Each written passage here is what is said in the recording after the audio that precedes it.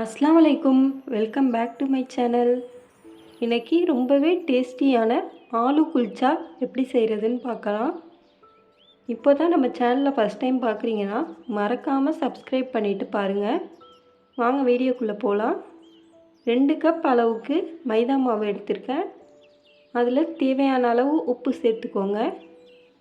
தயிர் ஒரு 7லேருந்து 8 ஸ்பூன் அளவுக்கு சேர்த்துக்கலாம். மைதா மாவு கூட தயிர் சேர்க்குறதால ரொம்பவே சாஃப்டாக இருக்கும். அதில் ஒரு 7லேருந்து 8 ஸ்பூன் நெய் சேர்த்துக்கலாம். நீங்கள் பட்டர் இருந்தாலும் மெல்ட் பண்ணி சேர்த்துக்கோங்க. இப்போது இது எல்லாத்தையும் ஃபஸ்ட்டு நல்லா பிசைஞ்சு ஒன்று சேர்த்துக்கலாம். அதுக்கப்புறம் கொஞ்சம் கொஞ்சமாக தண்ணி சேர்த்து நல்லா சாஃப்டாக பிணைஞ்சி வச்சிடலாம். மாவு நல்லா சாஃப்டாக பிணைஞ்சிட்டு ஒரு அரை மணி நேரம் ஊற வச்சு வச்சிடணும். அப்போ தான் குல்ச்சா செய்கிறப்போ ரொம்பவே டேஸ்ட்டாக இருக்கும். எப்போவும் ஒரே மாதிரி தோசை இட்லின்னு செய்யாமல் இந்த மாதிரி புதுசாகவும் ட்ரை பண்ணி பாருங்கள். எல்லோரும் ரொம்ப விரும்பி சாப்பிடுவாங்க. 3 உருளைக்கிழங்க வேக வச்சு எடுத்துருக்கேன். அதோட தோலெல்லாம் நீக்கிட்டு வச்சுருக்கேன். 2 சின்ன வெங்காயத்தை பொடியாக கட் பண்ணி சேர்த்துருக்கேன். க்யூபாக கட் பண்ணிக்கோங்க. அப்போ தான் உள்ளே ஸ்டஃப் பண்ணுறப்ப கரெக்டாக இருக்கும். ஒரு துண்டு இஞ்சை சின்ன சின்னதாக நறுக்கி சேர்த்துருக்கேன். அது கூட மல்லி இலை கொஞ்சமாக சேர்த்துடலாம். மல்லியும் ஜீரகமும் ஒரு ஸ்பூன் எடுத்துகிட்டு அதை லைட்டாக வாசம் வர வரை வறுத்து எடுத்துகிட்டு அதை மிக்சியில் ஒரு பல்ஸ் பண்ணி எடுத்துக்கோங்க. அதை 1 ஸ்பூன் அளவுக்கு எடுத்திருக்கேன். மிளகாய்த்தூள் உங்கள் காரத்துக்கு ஏற்ற மாதிரி சேர்த்துக்கோங்க. நான் 2 ஸ்பூன் அளவுக்கு மிளகாய்த்தூள் சேர்த்துருக்கேன். அது கூடவே உப்பு தேவையான அளவு சேர்த்துடலாம். இது எல்லாத்தையும் நல்லா மிக்ஸ் பண்ணி விட்டுக்கலாம். எல்லாம் உருளைக்கிழங்கோட நல்லா கோட்டாகிற மாதிரி மிக்ஸ் பண்ணி தனியாக எடுத்து வச்சுருங்க. இந்த மாதிரி நார்த் இந்தியன் டிஷ்லாம் வீட்டிலையே ஈஸியாக செய்யலாம். வீட்டில் உள்ள கம்மியான பொருளை வச்சு நம்ம ரெடி பண்ணிடலாம். கடையில் சாப்பிடாமல் இந்த மாதிரி நீங்களும் ட்ரை பண்ணுங்கள். நம்ம சோக் பண்ணி வச்சுருந்த மைதா மாவையும் எடுத்து வச்சுட்டு அதை நல்லா ஒரு தடவை பிசைஞ்சு எடுத்துக்கலாம். நல்லா சாஃப்டாக மாவு ரெடியாக இருக்குது. பார்க்குறப்பவே தெரியும் உங்களுக்கு. ஒரு 2 நிமிஷம் நல்லா ப்ரெஸ் பண்ணி பிசைஞ்சு விட்டுக்குங்க. இப்போது இதை ஒரு சின்ன சின்ன ரவுண்டாக எடுத்து வச்சுக்கலாம்.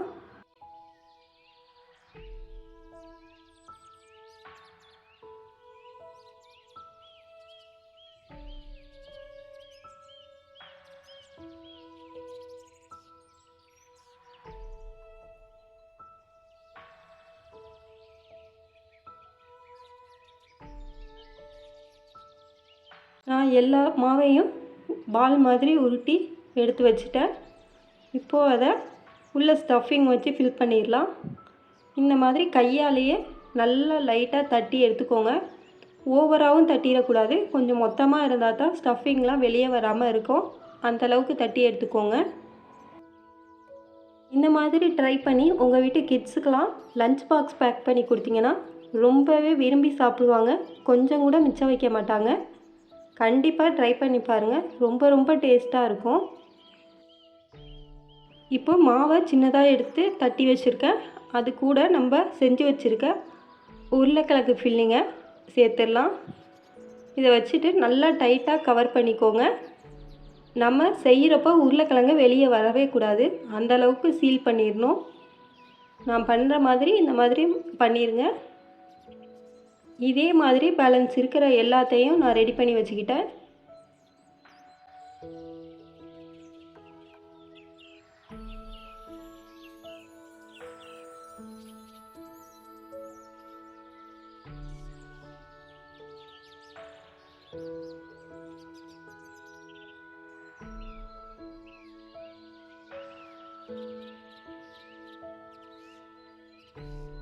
ஆலு குல்ச்சா கூட சன்னா மசாலா வச்சு சாப்பிட்டோம்னா ரொம்பவே டேஸ்ட்டாக இருக்கும்.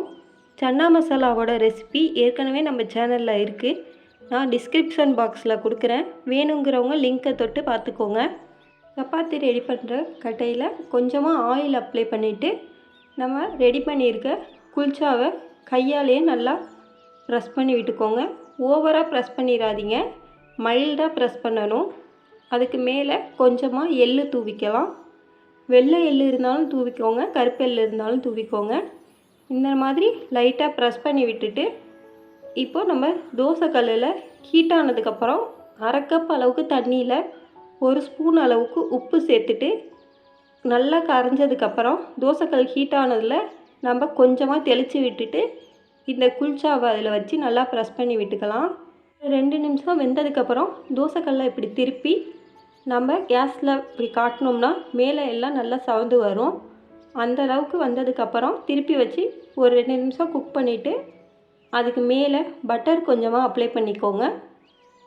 ரொம்பவே சாஃப்டான குல்ச்சா ரெடி ஆகிடும். சன்னா மசாலா இது கூட வச்சு சாப்பிட்டிங்கன்னா ரொம்பவே டேஸ்ட்டாக இருக்கும். இந்த வீடியோ உங்கள் எல்லாருக்கும் பிடிக்கும்னு நினைக்கிறேன். பிடிச்சிருந்தால் லைக் பண்ணுங்கள், கமெண்ட் பண்ணுங்கள், உங்கள் ஃப்ரெண்ட்ஸ் அண்ட் ஃபேமிலி கூட ஷேர் பண்ணுங்கள். மறக்காமல் சப்ஸ்கிரைப் பண்ணுங்கள்.